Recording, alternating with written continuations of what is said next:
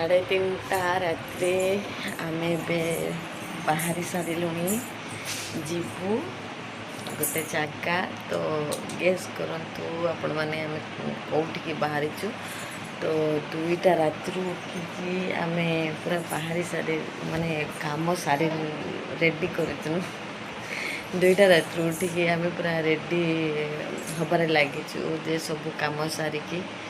ତ ଆଇସା ବି ଉଠି ପଡ଼ିଛି ବେଣୁସୁ ମାଙ୍କଡ଼ ଭଳି ମୁହଁ କରୁଛି। ଆଉ 2:30ରୁ ସିଏ ଉଠିଲାଣି, ମୁଁ 2ଟାରୁ ଉଠିଲିଣି। ତ ଆମ ବାବୁ ଏବେ ଉଠିଲେ, 3:30ଟାରେ ଉଠିଲେ। ତ ସିଏ ସାଙ୍ଗେ ସାଙ୍ଗେ ପୁଅ ଛୁଆ ବାହାରି ପଡ଼ିବେ। ତ ଆମେ ଏବେ ରେଡ଼ି, ଦେଖନ୍ତୁ ଲଗେଜ୍ ସବୁ ପୁରା ରେଡ଼ି। ତ ଆମେ ଏବେ ଯିବୁ। ତ ଗାଡ଼ି ଆସି ପହଞ୍ଚି ଯାଇଛି। ତ ଏବେ ଆମେ ଚାଲିଲୁ, ଦେଖନ୍ତୁ କେତେ ରାତି ଅଛି। ତ 4ଟା 4:30 ବେଳୁ ଆମେ ଘରୁ ବାହାରିଛୁ। ତ ଚାଲିଲୁ ପ୍ରଥମେ ଆମେ ଭୁବନେଶ୍ୱର, ମାନେ ଆମ ବଡ଼ ଭାଇ ନାନୀଙ୍କ ପାଖକୁ। ତ ସେଠି ବାଟରେ ଗାଡ଼ି ଅଟକେଇକି ସମସ୍ତେ ଟିକେ ଟିକେ ଚା ପିଇ ନେଲୁ। ତ ଦେଖନ୍ତୁ ମୁଁ ଚା ତ ପିଏନି, କିନ୍ତୁ ଯେହେତୁ ମୋତେ ଇଚ୍ଛା ହେଲା ପିଇବାକୁ, ସମସ୍ତେ ପିଉଥିଲେ ତ ସେଥିପାଇଁ ପିଇଲୁ। ଏଠି ରାସ୍ତା ପୁରା NH ଉପରେ ଆମର ଗାଡ଼ି ଅଟକିଛି।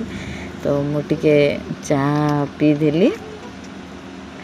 ଆପଣମାନଙ୍କୁ ଚାହା ପସନ୍ଦ କି ନାହିଁ ସେଇଟା ତ ମୁଁ ଜାଣିନି, କିନ୍ତୁ ଚାହା ଟିକେ ପିଇଦେଲି। ତାପରେ ଦେଖନ୍ତୁ ମୋ ପାଖରେ ଗୋଟେ ଜିନିଷ ଅଛି, ଯେଉଁଟାକି ଦେଖନ୍ତୁ ମୁଁ ଅଦା ଧରିଛି। ତ ମୋତେ ବହୁତ ବାନ୍ତି ହୁଏ ଗାଡ଼ିରେ ବସିଲେ। ଅଲରେଡ଼ି ମୁଁ ଭଦ୍ରକ ପାଖାପାଖି ମୁଁ ବାନ୍ତି କରିକି ହିଁ ଆସିଛି ଘରୁ ବାହାରିଲା ପରେ। ତ ସେଥିପାଇଁ ମୋତେ ଅଦା ଆଉ ଚାହା ଦେଇଥିଲେ। ତ ସେଥିପାଇଁ ପିଇକି ରହିଥିଲି ସେ ଅଦାକୁ ପାଟିରେ ନାଇକି। ତାପରେ ଦେଖନ୍ତୁ ଆସି ପହଞ୍ଚିଗଲି ଆମ ସୋନାଲିଙ୍କ ଘରେ, ମାନେ ମୋ ବଡ଼ ଯା, ଯେଉଁମାନେ ବଡ଼ ଭଉଣୀ। ତ ତାଙ୍କ ଘରେ ଆସି ଫାଷ୍ଟ ପହଞ୍ଚିଗଲୁ। ଦେଖନ୍ତୁ ଏଠି ସମସ୍ତେ ବସିଛନ୍ତି।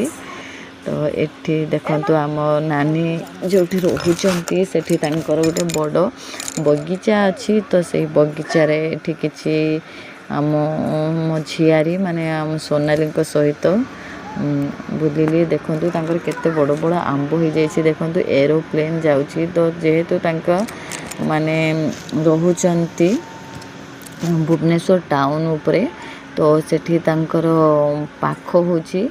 ଦେଖନ୍ତୁ କେତେ ବଡ଼ ଆମ୍ବ ହେଇଛି ଦେଖନ୍ତୁ।